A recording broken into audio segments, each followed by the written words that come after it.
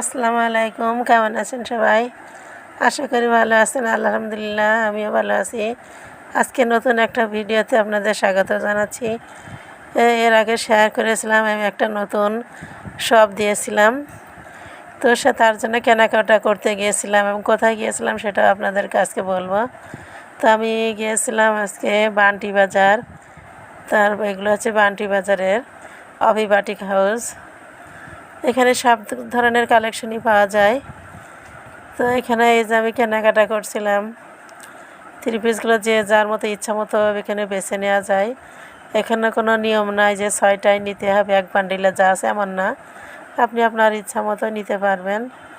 তো এগুলো চয়েস করে নিয়েছিলাম, অনেকগুলো নিয়েছিলাম এখান থেকে, প্রায় 90 পিসের উপরে নিয়েছিলাম এখান থেকে।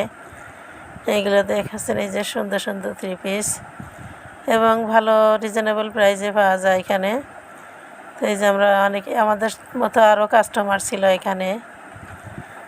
এই যে আমি এখানে কেনাকাটা করছিলাম।